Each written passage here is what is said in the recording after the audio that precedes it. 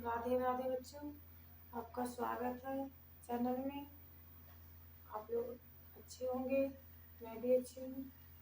ठीक है, तो कल मैंने आपको बताया था पराकोष के विषय में, परागण के विषय में।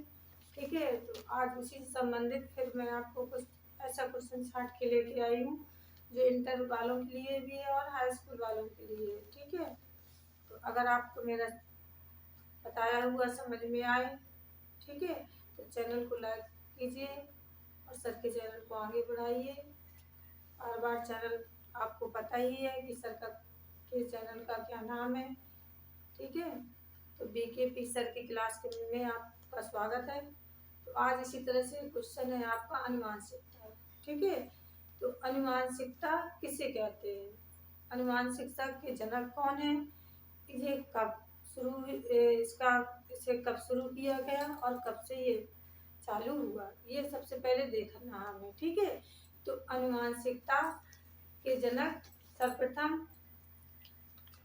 गेंगर चार्ल्स मेंडल को कहते हैं। ठीक है, मेंडल के माध्यम से ही अनुवांशिकता की खोज की गई थी। 1856 या 65 में इसे लागू किया गया, जो पूर्ण रूप से 1900 में इसे प्रकाशित हुआ।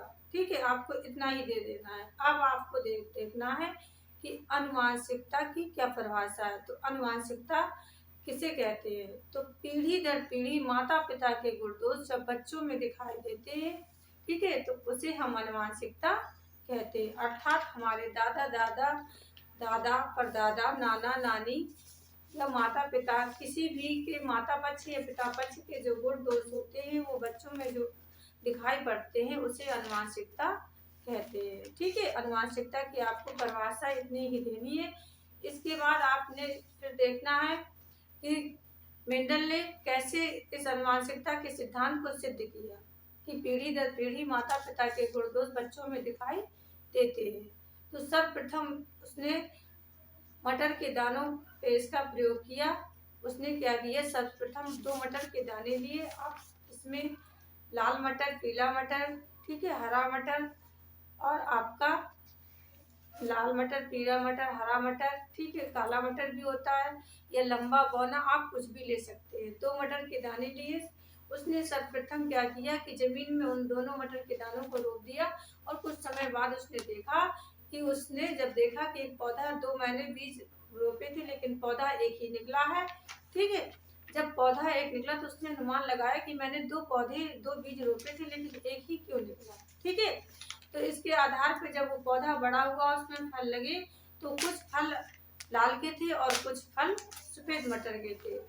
मेंडल ने ये सिद्ध कर दिया कि माता पिता के दोनों की, क्योंकि उसने एक लाल बोया था एक उसने सफेद मटर बोया था और दोनों की लक्षण ही उसको दिखाई देने लगे, तो उसने सिद्ध कर लिया कि माता पिता के गुण पीढ़ी दर पीढ़ी आते हैं। अब आपको देना, आपकी परिभाषा हो गई, उदाहरण में आपको ये सब समझा के कर दिया। ठीक है, मैं छोटे रूप में आपको बताऊंगी, ज्यादा लंबा नहीं खींचूंगी इसको, ये प्रयोग के उसमें आता है। ठीक है, इसके बाद कि मेंडल के आधार पे आपको सिद्ध करना है कि कितने नियमों में उसने सिद्ध किया। तो सर्वप्रथम उसने 3 नियम बनाए थे। कितने नियम बनाए थे अनुवांशिकता के, मेंडल द्वारा 3 ही नियम प्रतिपादित है। सबसे पहले प्रभाविकता का नियम, अप्रभाविकता का नियम, पृथक्करण का नियम। ठीक है, तो प्रभाविकता के अंतर्गत क्या आता है कि जिसमें माता पिता दोनों के लक्षण दिखाई देते हैं, कुछ माता के भी होते हैं कुछ पिता के होते हैं, उसमें प्रभाविकता का नियम आपका चला जाएगा। दूसरा क्या होता है आपका अप्रभाविकता। अप्रभाविकता में क्या होता है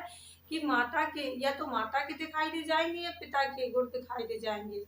ठीक है, और पृथक्करण में आपका क्या होता है कि ना माता के होते हैं और ना ही पिता के होते हैं, अर्थात अन्य दादा दादी या नाना नानी के गुणों पे चला जाता है। हो सकता है किसी अन्य में भी चला जाए। जैसे आपने देखा होगा कि आप कभी कभी खेतों में हरा मटर बोते हैं लेकिन साथ में उसके लाल मटर भी आ जाता है, तो आप बिना बीज के भी वो पौधा आ जाता है। कैसे आ जाता है, क्योंकि कभी न कभी उसका संबंध लाल मटर से रहा होगा। इसी तरह से मेंडल ने सिद्ध कर दिया कि माता पिता के गुण पीढ़ी दर पीढ़ी बच्चों में दिखाई देते हैं।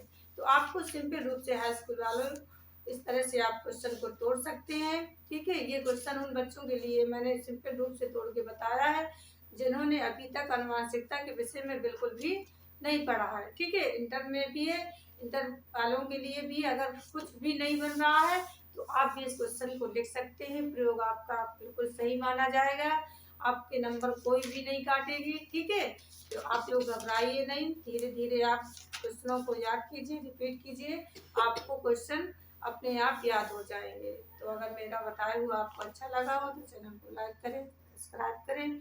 ठीक है, और चैनल को आगे बढ़ाएं। हमें आपकी बहुत सपोर्ट की ज़रूरत है। ठीक है, और ईश्वर से कामना करते हैं कि आप बहुत ही अच्छे नंबरों से पास होंगे। इसी तरह से चैनल पे बने रहिए और देखते रहिए, हमें लाइक सपोर्ट करते रहिए। जय हिंद।